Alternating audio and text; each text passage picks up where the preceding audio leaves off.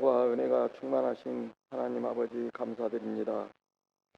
믿음이란 명분으로 값없이 의롭다 칭하여 주신 하나님을 찬양합니다. 그 의로 말미암아 부활과 영생의 소망을 주신 은혜의 하나님 무한 감사드립니다. 실록의 계절 5월 초록의 나무들과 형형색색의 아름다운 꽃들과 자연 만물을 통해 하나님의 신성을 나타내시는 하나님을 찬양합니다. 코로나19 엔데믹이 선언되었으나 정치 경제적으로 심히 고통스러운 상황에 처한 백성들을 긍휼히 여겨 주옵소서. 내일 일은 내일 염려하라 하셨지만 그렇지 못함을 가엾게 여겨 주옵소서. 하나님 친히 간섭하시사 우리들이 잘 헤쳐나갈 수 있도록 포용과 협력의 지혜를 다하여 주옵소서. 어려운 이웃을 돌아보고 구제하는 사랑의 마음을 주시옵소서. 코로나19 팬데믹을 지나며 악한 사탄의 세력과 이단 사설들이 세상 깊숙이 자리하고 공존하고 있음을 알았습니다. 우리 개신교회도 하나님의 나라와 의보다 개교회와 교단의 이익을 우선하는 모습도 보았습니다. 하나님 아버지, 우리가 이제 하나님의 아들을 믿는 것과 아는 일에 하나가 되어 온전한 사람을 이루어 그리스도의 장성한 분량이 충만한 데까지 이르게 하시란 말씀처럼 말씀을 갈급하게 하시고 교리를 바로 알고 공부하게 하시며 성화되어지고 거룩으로 나아가게 하옵소서. 하나님의 전신갑주를 취하고 구원의 투구와 성령의 검인 하나님의 말씀을 갖게 하옵소서. 악한 자들의 화전을 소멸케 하시며 이단 사설에 폭세몸이 되지 않게 하여 주시옵소서. 실제로 오신 예수님을 더 분명히, 더 확실히, 더 가까이 알 수 있도록 성령님 도와주시옵소서. 종교개혁 5세기가 지나고 대한민국에 복음이 들어온 지 1세기가 지났으나 혼합되고 변질된 부분을 개혁하지 못함을 불쌍히 여겨 주옵소서. 잘못된 것을 알면서도 버리지 못하고 구습을 따라가는 비겁하고 용기 없음을 용서하시고 아닌 것을 아니라 말할 수 있는 담대함을 허락하여 주옵소서. 저희 광주 알곡교회를 세상으로부터 구별하여 사용하여 주시옵소서. 주일 교회 안에서만 기독교인이 아닌 1년 365일 가정에서, 직장에서, 사회에서 여러 가지 처지와 직분에 따라 여러 모양으로 예수님의 빛을 드러내는 그리스도인으로 살게 하여 주시옵소서. 알곡이 가득한 공동체로 성별되지길 원합니다. 영적 분별함이 있는 교회 되기를 원하옵니다. 우리의 예배를 받아 주시옵소서. 진리와 영으로 드려지는 예배로 홀로 영광 받아 주시옵소서. 말씀 전하실 담임 목사님께 성령의 충만함이 넘치게 하시고 전하신 말씀이 돌짝 같은 우리의 심령을 뚫고 들어와 풍성한 결실을 맺게 하시며 우리들의 마음이 옥토가 되게 하여 주시옵소서. 호산나 찬양대의 찬양을 홀로 음향하시옵고 듣는 우리들에게 은혜가 넘치게 하여 주시옵소서. 오후 목장 야외 지역 모임에도 동행하시어 오가는 발걸음 아무 일 없이 무사히 돌아오시도록 하여 주시옵소서. 사랑이 넘치는 친교가 있게 하여 주시옵소서. 예배의 시종을 친히 주장하여 주시옵고 사망에서 구원하신 우리 주 예수 그리스도의 이름으로 기도드립니다. 아멘.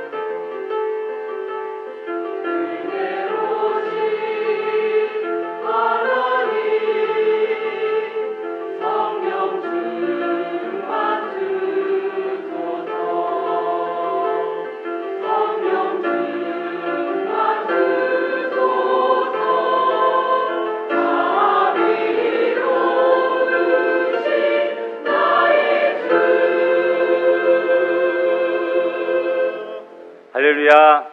아멘. 감사합니다. 오늘 여러분들의 옷차림이 좀 가벼우니까 상당히 분위기가 또 색다르고 산뜻해 보입니다. 매일 정장만 입고 이렇게 경건하게 그런 분위기 속에서 예배드리다가 또 가볍게 또 편하게 또 즐겁게 이렇게 복장을 해서 나오니까 좀 색다른 것 같아요. 미국 교회는 성도들도 편하게 청바지 입고 슬리퍼까지 끌고 온지는 모르겠지만 앞에 나와서 말씀 전하는 목사님도 청바지에 운동화에 남방 입고 그렇게 강단을 왔다 갔다 하면서 청중들과 대화하듯이 말씀을 나누는 그런 모습들도 보았습니다. 다 나름대로 의미가 있겠죠. 한 달에 한 번 정도는 우리도 성도 간에 이렇게 마음을 활짝 열고 교제를 나눈다라는 그런 차원에서 편한 복장으로 와서 성도 간에 교제도 나누고 또 2부 순서도 갖고 예배 형식도 좀 추가하고 해서 그런 예배를 드리면 어떨까라는 그런 생각도 갑자기 들기도 합니다. 세상이 10년이면 강산이 변한다고 하는데 요즘에는 10년이 아니라 1년 만에도 강산 변하고 코로나 이전과 코로나 이후에 엄청난 그런 가치관의 변화, 생각의 차이들이 급격하게 바뀌는데 그런 예배도 드리지 못한다. 이런 것도 아닌 것 같아요. 좀 생각해보고 우리가 추진해야 될 그런 내용인 것 같기도 합니다. 미래를 위해서 또 다음 세대를 위해서 또 우리 예배의 활성화를 위해서 여러 가지 다양한 모습들을 시도하고 또 추진하는 이 일에 여러분들이 좋은 아이디어 있으면 항상 주시면 당에서 의논하고 또 고려해 볼 수 있도록 하겠습니다. 지난주에 가정의 첫 번째 기둥 부모 훈경과 두 번째 기둥 자녀 교육에 대한 그런 이야기들을 나누고 나머지는 다음 시간에 이렇게 말씀을 드렸습니다. 계속해서 말씀을 드리겠습니다. 가정교육의 최고 목표는 신앙 안에서 바로 사는 것, 이것이 가정교육의 최고 목표 아니겠습니까? 그럼 신앙 안에서 바르게 산다는 것은 두 가지로 생각해 봅니다. 하나님을 따라서 하나님 앞에서 바르게 사는 삶, 그리고 두 번째로는 달력대로 신앙의 절기대로 사는 삶, 이 두 가지를 잘하면 가정에서 신앙 안에서 바르게 살아갈 수 있을 것이다, 이런 생각을 해봅니다. 먼저 가정학교의 목표는 하나님 앞에서 바르게 살게 하는 것, 이것이죠. 하나님 앞에서라는 말의 더 확실한 의미는 하나님의 얼굴 앞에서, 하나님 면전에서 여러분 바르게 산다. 하나님이 직접 우리를 쳐다보고 계신다라는 거예요. 하나님 면전에서 우리가 욕할 수 있습니까? 하나님 면전에서 속일 수 있습니까? 하나님 면전에서 우리가 싸울 수 있습니까? 거짓말할 수 있겠습니까? 죽일 수 있겠습니까? 도적질할 수 있겠습니까? 우리가 신전의식 호람되어 하나님 앞에서 날마다 살아가는 우리 성도들의 삶의 자세를 가진다고 한다면 우리는 가정뿐만 아니라 이 사회가 더욱더 밝고 아름다워질 수 있을 것이라 믿습니다. 하나님 얼굴 앞에서 바르게 살자. 그리고 하나님의 두 눈에 띄어야 됩니다. 하나님의 두 눈에 띄어야 됩니다. 우리가 하나님의 말씀대로 순종하여 살면 하나님이 기쁘셔서 저 친구가, 저 성도가 내 뜻대로 내 말씀대로 이렇게 잘 사는구나 하면서 얼마나 기뻐하시겠습니까? 세상 많은 사람들 중에서 두 눈에 확 띄어야 되고 여기 앉아 계신 모든 성도들 중에서 하나님의 두 눈에 특별히 더 띄는 우리 성도들이 되시기를 바랍니다. 그러려고 한다면 하나님이 보시는 곳을 우리가 같이 바라봐야 됩니다. 하나님이 보시는 곳, 그리고 그것을 우리가 같이 바라봐야 되겠죠. 하나님과 또한 아이 컨택, 두 눈이 맞춰져야 됩니다. 하나님의 시선과 일치해야 될 뿐 아니라 하나님의 두 눈과 우리의 눈이 마주쳐 봐야 되죠. 여러분, 성경에서 죄 지은 사람들을 보니까 하나님의 시선을 회피하고 고개를 숙이고 외면하고 뒤돌아서는 그런 모습들을 보았습니다. 그러나 하나님을 사랑하는 자들은 하나님을 바라보고 하나님과 동행하고 하나님과 교제하고 하나님과 함께 거니는 것을 보았습니다. 하나님의 시선과 같은 곳을 우리가 바라보며 그것은 같은 목표, 같은 진리, 같은 신앙 안에서 살아간다는 거죠. 그리고 하나님과 눈이 마주쳐서 하나님의 뜻을 잘 깨닫고 하나님 앞에 인정을 받고 칭찬받고 보호받고 사랑받으며 하나님 안에서 살아가는 우리 성도들이 되시기를 바랍니다. 또한 늘 하나님께서 무엇이라고 말씀하시는지 하나님의 입을 날마다 우리가 주시해서 살펴봐야 됩니다. 우리의 귀는 하나님 앞에 쫑긋 세워져야 됩니다. 강아지가 주인의 말을 듣기 위하여 귀를 쫑긋 세우고 뒤쪽에서 무슨 소리가 나면 또 뒤쪽으로 귀가 쫙 방향이 바뀌는 것을 보게 되죠. 우리가 세상 길을 걸어간다 할지라도 하나님이 말씀하시면 우리의 두 귀를 하나님을 향하여 쫑긋 세우고 주님의 말씀을 들으려고 하는 그런 우리들의 마음이 되어야 되고 하나님의 입술을 날마다 주시해서 어떻게 말씀하시는지 뭐라고 이야기하시는지 우리가 주님의 입술을 주시해 보아야 된다라는 것이죠. 또한 하나님의 목표가 내 목표가 되어야 됩니다. 하나님의 행복이 내 행복이 되어야 됩니다. 하나님의 기쁨이 내 기쁨이 되어야 됩니다. 그래서 노아가 그렇게 죄 많은 세상에서 의롭게 살려고 할 때 하나님의 은혜가 임한 줄 믿습니다. 에녹이 그 죄악된 세상에서 그렇게 말씀대로 하나님만 바라보며 살려고 할 때 하나님과 일평생 동행하다가 천국으로 인도되어진 줄 믿습니다. 십계명의 제일 첫 번째가 너는 나 외에는 다른 신들을 내게 있게 하지 말지니라, 이런 말씀입니다. 여러분, 십계명의 순서는 그냥 뒤죽박죽 섞어서 랜덤으로 되는 대로 하나 그냥 건져서 이것이 첫 계명이다, 이거 두 번째 계명이다, 이것이 아닙니다. 여러분, 우연한 것이 아니라 하나님의 의도적인 것이죠. 첫 번째 것은 첫 번째 올 가장 중요한 이유가 있기에 첫 번째로 자리매김을 한 것입니다. 너는 나 외에는 다른 신들을 내게 있게 말지니라. 이런 무슨 원리를 보여줍니까? 나의 개인의 삶에서나 가정에서 하나님을 나의 가장 첫 번째 자리에 제1계명으로 가장 우선순위의 1번으로 세워놓아야 된다라는 것이죠. 그것이 십계명의 첫 번째 계명의 원리요 이유입니다. 우리의 삶에서도 하나님을 가장 첫 번째로 우선적인 자리에 모셔드려야 된다라는 것이죠. 하나님이 우리의 삶의 가장 튼튼한 기반이 되어야 됩니다. 기초가 잘못되면 옛날의 삼풍백화점이나 성수대교처럼 무너져 내립니다. 그래서 수많은 가정이 이 신앙의 기초, 하나님을 제1주의로 모시고 사는 이 기초가 무너졌기 때문에 그 가정이 해체되고 그 결혼 가정 생활이 끝나버리는 것을 보게 됩니다. 잘못된 기초 위에 우리가 가정을 쌓았기 때문입니다. 하나님의 기초 위에, 신앙의 기초 위에, 말씀의 기초 위에 가정을 쌓고 올바른 결혼 생활을 해나가는 우리 성도들 되시기를 바랍니다. 두 번째로 가정학교의 목표는 달력대로 사는 삶이다. 이 달력이라는 것은 절기를 말하는데 신앙의 절기대로 산다는 의미입니다. 레위기 23장은 절기장입니다. 구구절절 모두 하나님이 제정하신 절기를 설명하고 있습니다. 그래서 유대인들은 한 주마다 절기가 있습니다. 무엇이죠? 안식일이죠.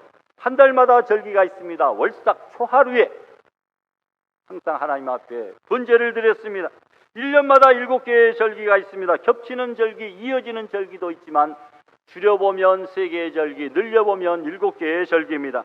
유월절과 무교절과 초실절과 오순절과 나팔절, 속죄절, 그리고 초막절의 절기가 바로 그것이죠. 이런 7년마다 절기가 있는데 안식년의 절기가 있습니다. 그리고 50년마다 절기가 있는데 모든 것을 원상태로 돌려보내고 회복시키는 희년의 절기가 있는 것이죠. 그리고 매일 아침 저녁으로 드리는 상번제가 있습니다. 아침 상번제, 저녁 상번제, 매일마다 아침 저녁 2번 하나님 앞에 제사와 예배를 드린 것이죠. 그래서 유대인들은 아침에 회당을 들러서 학교나 직장으로 갑니다. 아침 상번제죠. 학교나 직장에서 돌아올 때 회당에 들러서 집으로 돌아옵니다. 저녁 상번제입니다. 예전에는 성도들이 아침에 교회에 들러서 기도하고 학교나 직장을 가고 오후에도 교회에 들러서 기도하고 집으로 돌아갔는데 요즘에는 거리가 멀고 여러 가지 직장도 따로따로 있고 뭐 그렇게 상황 따라 여건 따라 그렇게 할 수 없는 여건입니다만 그러한 모습들은 도통 찾아볼 수 없고 요즘에는 체육관이나 뭐 카페나 헬스장 또 안 믿는 사람들은 술집에서 친구들 만나서 들렀다가 집으로 가는 그런 풍속이 되고 말았습니다. 여러분 달력을 보면서 절기를 잘 지키게 하는 것이 교육이죠. 여러분 우리 교회에도 신앙 원력을 나눠드렸습니다. 거기에 보면은 각종 절기나 또 기념 예배 행사 이런 것들이 있어요. 거기에 따라 교회 생활 안내 책자까지도 수첩도 나눠드렸습니다. 교회의 일정과 절기들이 자세히 수록이 되어져 있습니다. 이것을 잘 참고하여 신앙 절기대로 신앙생활하면 우리의 신앙의 성장에 큰 유익이 됩니다. 저도 주일 낮 예배 설교는 이 신앙의 절기대로 설교를 하고 있습니다.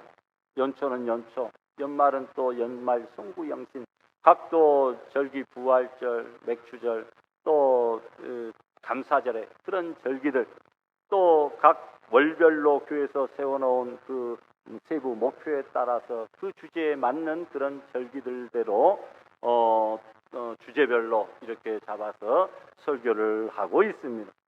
여러분 우리가 신앙의 절기 따라 신앙생활하는 것 이거 참 의미가 있는 것이죠. 지금이 영적으로 어떤 시기인지 어떤 절기인지 어떤 때인지 분별도 하지 못하고 잠들어 버려 있는 영혼들이 있다고 한다면 근신하고 깨어야 될 줄 압니다.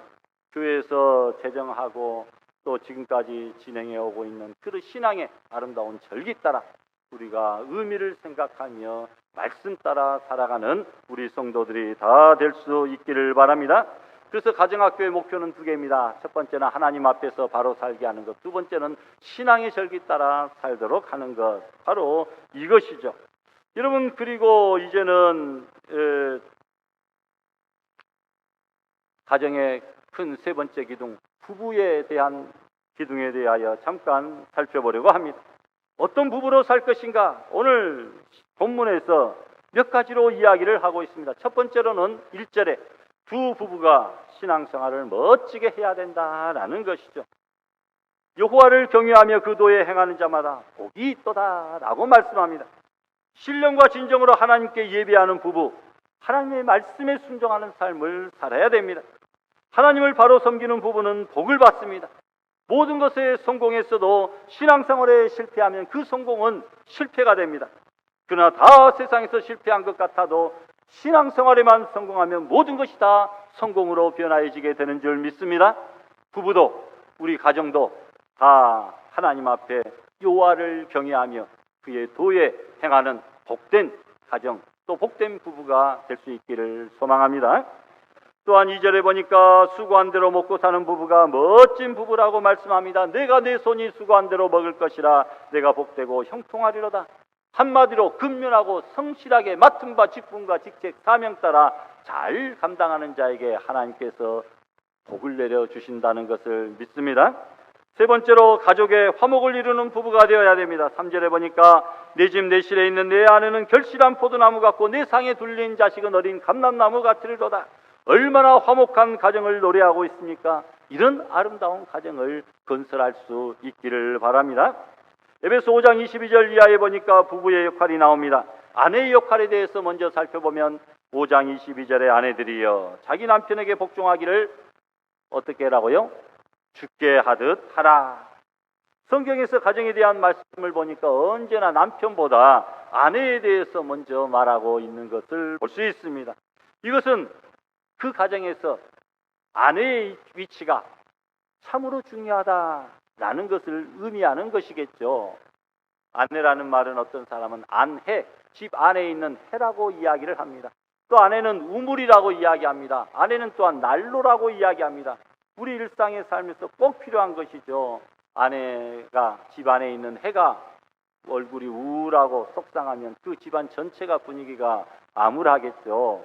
여러분 우물에서 날마다 마실 물을 길어 올리듯이 이 아내는 집안에서 온 가족을 기쁨의 생수로 만족해주는 그런 복된 역할을 감당해야 되고 난로의 역할을 하듯이 따뜻하게 감싸주며 모든 사람들을 포근하게 덮어주는 그런 역할들을 아내가 이렇게 감당한다라고 해서 탈무드에서는 그렇게 이야기를 합니다.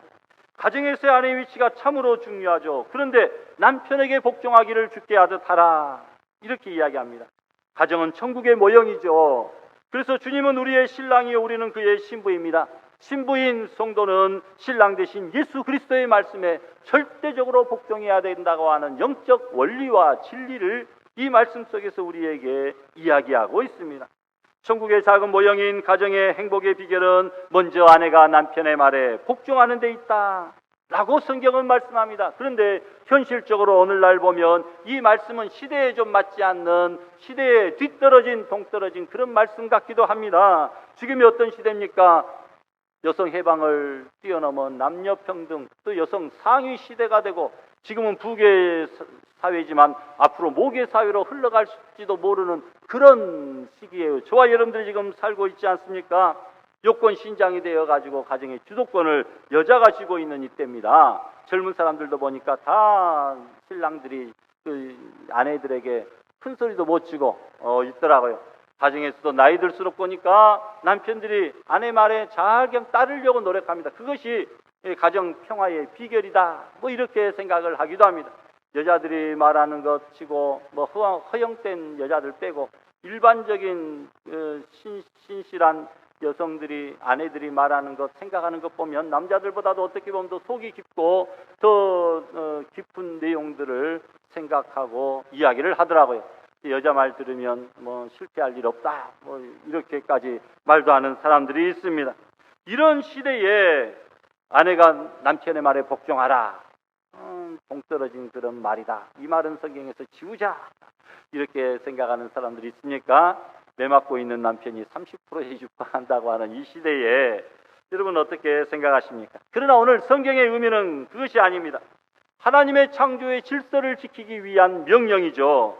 하나님은 질서의 하나님입니다.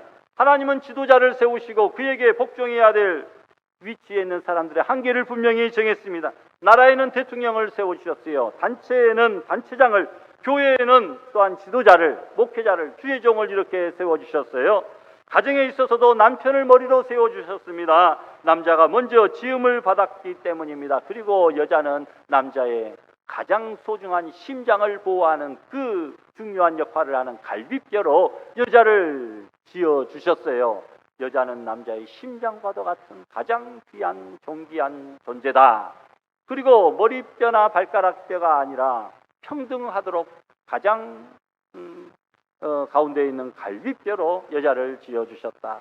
이것을 우리가 생각해 봅니다. 어찌됐건 남자를 먼저 창조의 질서 따라 지어주셨기 때문에 아내는 남편의 말에 복종하라, 가정의 질서를 위해서 그렇게 말씀하고 있다는 겁니다.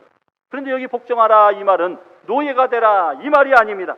침묵하라 이 말도 아닙니다. 자기의 의견을 나타내지 말라 이 말도 아닙니다. 또한 복종이란 아내가 남편보다 열등하기 때문에 어쩔 수 없이 남편의 말에 따라라, 순종하라, 이것이 아니라는 것이죠. 여기 아내의 복종은 강제적인 복종이 아닙니다. 자발적인 것이며 권리와 의무를 동시에 갖는 것입니다. 여러분, 권위는 좋은 말입니다. 저분은 참 말이나 행동에 권위가 있어 하면 좋은 말이죠. 그런데 저분은 권위주의에 빠져 있어. 권위주의는 나쁜 말입니다. 권위는 좋은 말인데 권위주의는 나쁜 말이듯이 여러분, 자발적인 순종과 남편에 대한 공경, 이거 얼마나 귀한 말입니까? 그냥 우리가 무조건 따라라, 복종하라, 이것이 아니라는 것을 우리가 이 말씀을 통하여 배우게 되는 것입니다. 여러분, 복종이란 부정적인 개념이 아니라 적극적인 개념입니다. 아내의 모든 능력을 남편의 주관하에 가족의 유익을 위하여 쓰도록 아내가 조금 더 양보하고 희생하는 것, 그것을 말하는 것이죠. 그러니까 마음과 뜻이 맞는 한 팀이 되라, 원팀이 되라 라는 것입니다. 부부는 영원한 한 팀입니다. 때로는 그냥 막 치고받고 또 이것저것 막 불평하고 인상 쓰고 막 눈 부릅뜨고 그렇게 싸우다가도 이런 부부는 갈라질 수 없는 겁니다. 칼로 물베기입니다. 하나님이 짝지어준 것을 사람이 나눌 수 없다라고 했습니다. 여러분, 우리가 서로 뜻을 맞춰서 서로에게 양보해가고 희생해가면서 원팀으로 살아가는 것이 바로 부부인 줄 믿습니다. 또한 두 번째로 아내인 자신이 행복하기 위해서 복종해야 됩니다. 여자는 처음 만들어질 때부터 아담의 갈비뼈로 지음받았기 때문에 남자의 사랑을 받도록 지음이 받아졌습니다. 말씀드렸지만 갈비뼈는 심장부를 보호하는 생명과 직결되는 가장 중요한 뼈입니다. 남편과 아내가 생명적인 관계에 있다.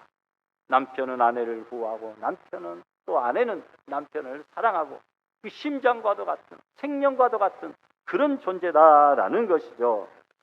여러분, 남편의 사랑을 받기 위해서 아내가 먼저 남편에게 복종하라. 자신이 행복하기 위해서, 가정의 평화를 지키기 위해서 그렇다라는 겁니다. 또한 참된 아내는 남편을 돕는 배필이기에 복종하는 것입니다. 창세기 2장에 보니까 17절에 여호와 하나님이 이르시되 사람이 혼자 사는 것이 좋지 못하니 내가 그를 위하여 돕는 배필을 지으리라 말씀하고 있습니다. 여러분, 성경에 나타난 아내의 가장 근본적인 임무는 남편을 돕는 배필이 된다, 도와야 된다라는 것입니다.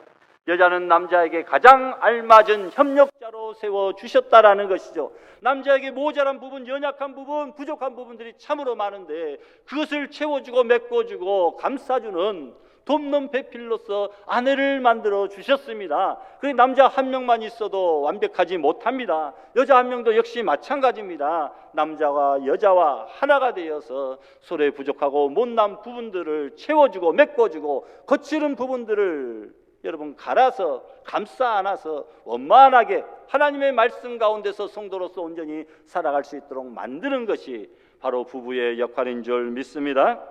여자가 없이는, 아내가 없으면, 돕는 배필이 없으면 여러분 남자 혼자서는 절대로 결코 네버 완벽해질 수 없다라고 하는 사실을 기억하시기를 바랍니다. 우리가 양복을 맞추고 가봉을 해서 내 마음에 쏙 드는 양복을 입을 수 있듯이 내 마음에 꼭 맞는 배필이 서로 간에 되어야 됩니다.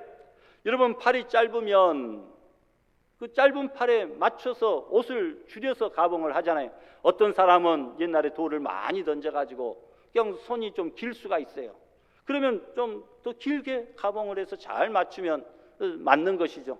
어떤 사람은 다른 사람보다 좀 짧을 수 있습니다. 좀 짧게 가봉을 해서 맞추면 되는 것이죠. 여러분, 표준형이 아니라도 아무 상관이 없다라는 겁니다. 남편이 표준이 아닐지라도 짧으면 짧은 대로 거기에 꼭 맞게 맞춰주는 꼭 필요한 배필이 아내가 되면 된다라는 겁니다. 여러분, 사실 남자보다 여자들이 순간순간 떠오르는 삶의 지혜가 많습니다. 남자들은 아내의 조언을 잘 들을 때 행복합니다. 남자들은 죽게 하듯 복종하라 이렇게 했다고 해서 폭력으로 완력으로 복종을 요구하면 안 됩니다. 여기 본문에 나오는 복종은 자원하는 마음으로 부족한 부분을 메꿔주는 역할을 하는 복종입니다. 그래서 여러분, 우리가 잘 맞춰주듯이 부족하면 부족한 대로, 짧으면 짧은 대로, 또 넘치면 넘치는 대로 거기에 맞춰서 잘 돕는 배필이 된다면 행복한 가정, 행복한 부부 생활이 다 될 수 있게 될 줄 믿습니다. 그래서 잠언 12장 4절에 보니까 어진 여인은 지아비의 면류관이나 욕을 끼치는 여인은 지아비로 뼈를 썩게 하느니라 이렇게 말씀하고 있습니다.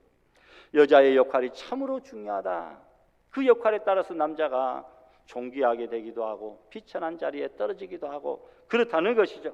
에베소 5장 33절 이하에 보니까 아내도 자기 남편을 존경하라 했습니다. 여기 이 존경이라 이 말 예전 개역 한글판에는 경외하라 이렇게 나와 있는데, 여러분, 이 존경하라 이 말은 관심을 기울이라 이 말입니다. 관심이 무엇입니까? 서로 사랑하라 이 말입니다.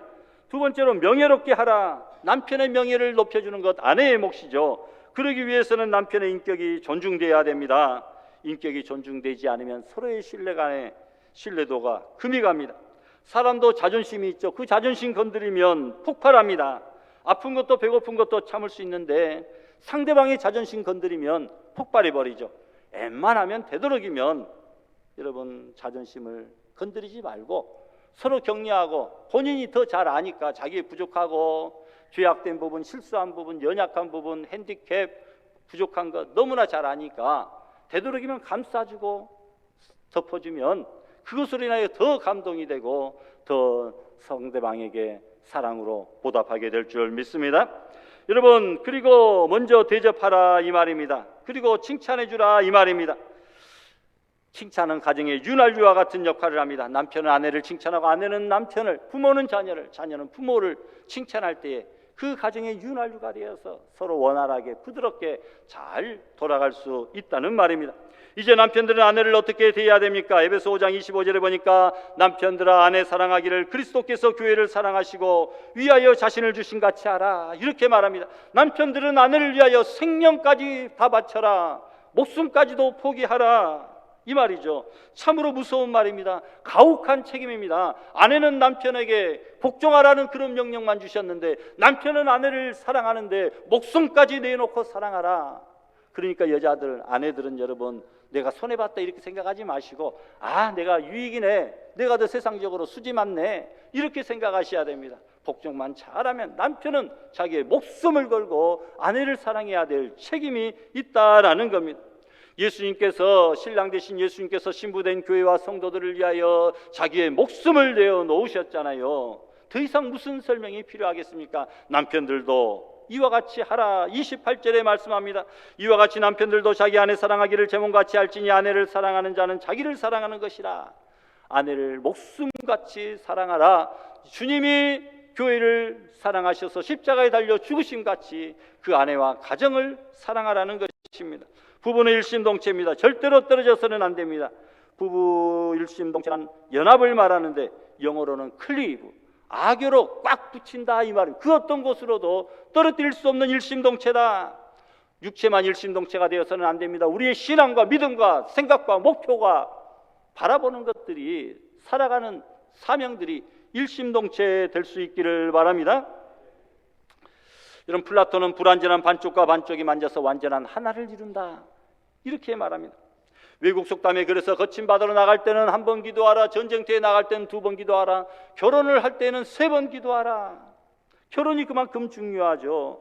인생에 있어서 5가지의 선택이 중요합니다. 좋은 선생 만나는 스승의 선택입니다. 친구 따라 강남 가고 친구 따라 지옥도 가는 친구의 선택도 중요합니다. 또한 적성에 맞는 직업의 선택, 그리고 사망과 생명의 종교가 있는데 생명의 종교를 선택하는 종교의 선택, 그리고 배우자의 선택이 참으로 중요합니다. 여러분, 이 선택에서 승리하는, 그리고 정답들을 잘 선택하는 우리 성도들이 되시기를 바랍니다. 행복한 부부가 되기 위한 몇 가지 원리를 설명하고 말씀을 맺습니다. 첫 번째로 무승부의 원리가 필요합니다. 가정은 상대방을 때려눕히고 기절시켜야 내가 이기는 그 사각의 그 링이 아닙니다. 부부간에는 승패의 개념이 없습니다. 아내를 죽이면 남편도 죽고 남편을 죽이면 아내도 죽습니다. 그러나 부부 사이에서는 지려고 할 때 결국은 이기게 된다고 하는 진리를 깨달으시기를 바랍니다. 화해의 원리가 필요합니다. 부부관계는 저 서울에 보면 북한강과 남한강이 있습니다. 서로가 만납니다. 그리고 두 강이 만나면 서로 상대방 물줄기를 휘어잡으려고 하니까 소용돌이가 생기고 힘들어집니다. 그러나 그 상황을 잘 극복하면 그 물이 마주치는 곳에 두물머리라고 하는 곳이 생깁니다. 서울의 양수리라는 최고의 경치가 생겨납니다. 조금 더 내려가면 물줄기가 넓어져서 넓은 한강으로 흘러갑니다. 그러니까 서로의 차이를 이해하고 잘 극복하면 더 놀라운 축복의 세계가 펼쳐지게 되는 줄 믿습니다. 또한 나눔의 원리가 필요합니다. 남편은 자기의 장점을 나누어 아내의 약점을 덮어줘야 됩니다. 아내는 자기의 장점을 나누어 남편의 약점을 덮어줘야 됩니다. 가정은 행복을 저축하는 것이지 행복을 채굴하는 것이 아닙니다. 내가 행복을 채워주고 저축해야 되는 것이지 상대방의 행복을 내가 빼앗아가는 것이 아니라는 것입니다. 받으려고 하는 가정은 반드시 무너지지만 주려고 하는 가정은 반드시 또한 행복해집니다. 또한 절제의 원리가 필요합니다. 감사의 원리가 필요합니다. 그리고 사랑의 원리가 필요합니다. 배우자를 변화시키기 위해서 결혼하는 것이 아니라 더 뜨겁게 사랑하기 위해서 우리가 결혼하는 것 아니겠습니까? 여러분, 너무너무 서로 사랑해서 행복한 우리의 가정과 교회가 다 될 수 있기를 바랍니다. 오늘 시편 128편은 가장 아름다운 가정의 모습이 무엇인가 우리에게 명확하게 알려주고 있습니다. 1절과 4절에 반복되어져 있는데 여호와를 경외하며 그의 길을 걷는 자마다 복이 있다. 이 128편의 주제를 말씀하고 있다는 것이죠. 그리고 2, 3, 5, 6절에서 이 주제를 따라 행하는 자들이 받을 복에 대하여 행복한 가정이다. 하나님의 말씀 따라 순종하며 사는 자들은 행복한 가정을 받을 것이다 라고 그렇게 결과를 이야기합니다. 2절에 보니까 내가 내 손이 수고할 대로 먹을 것이라 수고의 열매, 3절에는 내 집 안방에 있는 안에 결실한 포도나무, 또 3절에 식탁에 둘러앉은 자식들은 어린 감람나무, 5절에 여호와께서 시온에서 내게 복을 주실지어다. 평생의 예루살렘의 번영을 보며 시온은 오늘날 교회를 말합니다. 평생 동안 복받고 살기를 원하십니까? 교회 생활, 신앙생활 잘하시면 하나님께서 하늘문을 열고 우리에게 복을 주시는 곳이 바로 시온이요 오늘날의 교회인 줄을 믿으시기를 바랍니다. 교회를 사랑하는 자들이 어떤 복을 받습니까? 6절에 내 자식의 자식을 볼지어다. 장수의 복입니다. 이스라엘에게 평강이 있을지로다. 평안의 놀라운 복을 베풀어 주시겠다라고 말씀합니다. 하나님을 경외하고 말씀에 순종해서 오늘 주시는 아름다운 가정의 놀라운 복을 다 받아 누리시는 알곡의 성도들이 다 되시기를 주님의 이름으로 축원합니다.